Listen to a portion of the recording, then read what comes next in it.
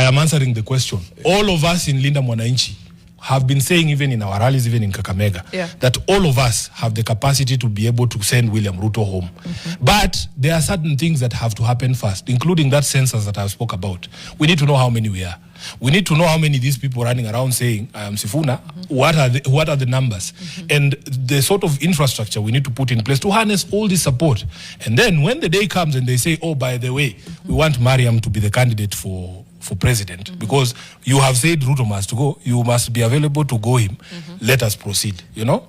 That is the answer that I will give to that particular question. Are you hesitating or are you being strategic? It's not about hesitation. Because people are asking, is SIFUNA going to run for president? I have answered the question. I have said, when the call comes, you cannot run away. They're calling. That's what I'm saying. You cannot run away. All of us in Linda Mwananchi understand and appreciate. Yes. They are calling. And this is what I'm saying. This is not how to call.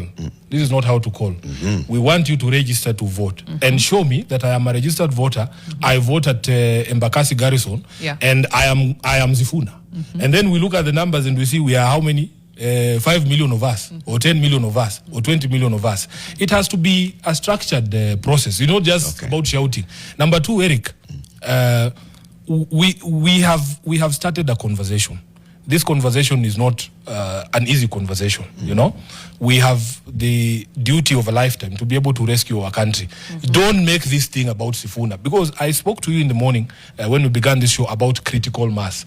If it is just you alone at the top here shouting, it is very easy to be knocked off the perch. I want us to grow this movement to a level where there is like 10 viable candidates for president, you know, so that if they somehow go after one, you have 9 other people who can run for president. You people should protect us by not, you know, exposing it. Yes, absolutely. So protect the movement by not making it about any one person. And then we will succeed. And let me ask this question this way. So you've said that first you want to understand the numbers. You want to do a census of the Sisindi or SIFUNA, so that you know how many we are, and let those SIFUNAs then decide who is the lead SIFUNA among us. Absolutely. What is the mechanism that you want to use for now this? We are going to tell these people, because they want to volunteer to be counted. These young people, that's what I'm telling you. Let us census your SIFUNation. We are working with amazing young people who are developing for us a platform to do some of these things that can answer the question,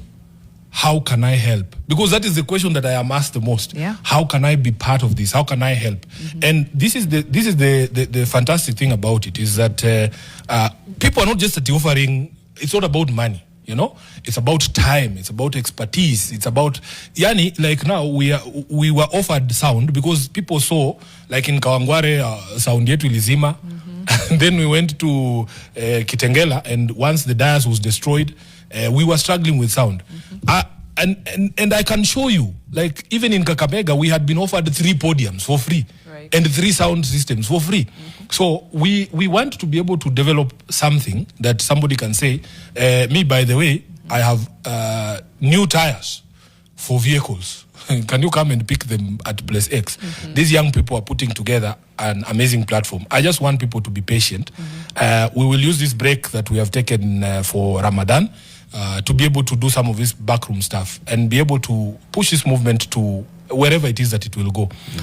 We are painfully aware that there have been movements like this before, and they fizzle out when you leave the people behind, you know. So this has to be a movement that is people-centered, people-driven.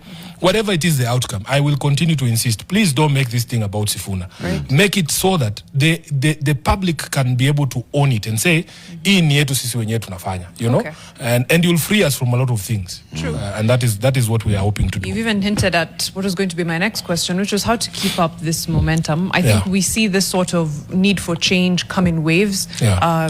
June 2024, June 2025, and so on and so forth.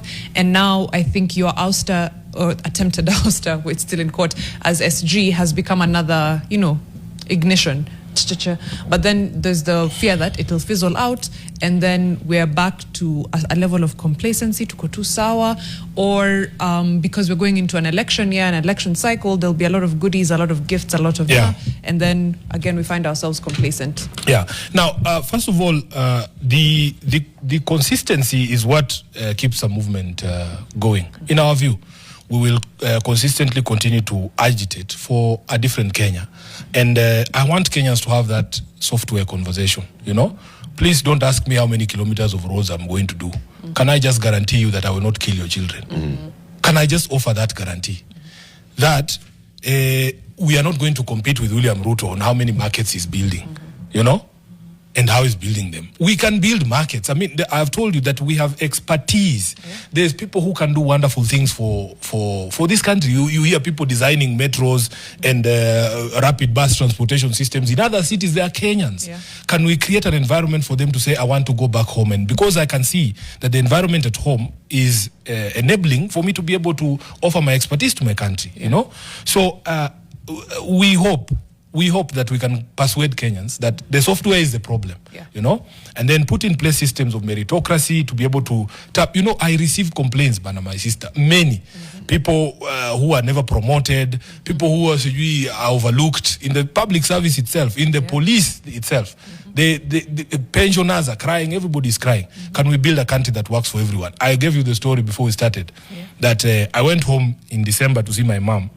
And we have brothers, we have sisters, we have cousins who graduated as teachers 10, 8 years ago. And you know what they do in parliament so that they have members on their side? They give them these employment letters. I don't know where those letters come from. They never give SIFUNA. In fact, somebody posted in a group there, a leader in the National Assembly saying, these letters are only going to broad-based people. So my mom, being a mom, we are sitting at home and she says, my son, why don't you just keep quiet and let your brothers get employment? Those are the things we struggle with, and it's actually painful. It's my own family telling me, SIFUNA, we do unyamaze tu bwana tupate hizi mabarua pia sisi tumeteseka miaka 8. My answer is always very simple. Like, give me 18 months.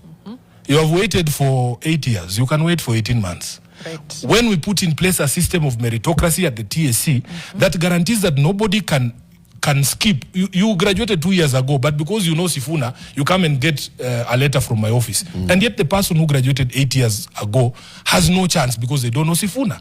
We want to destroy that entire ecosystem to rebuild our country. So those of us, we will keep at it. We mean well for this country. You'll push it. We are hoping that we are able to persuade the public that this country can actually be run different in accordance with the law.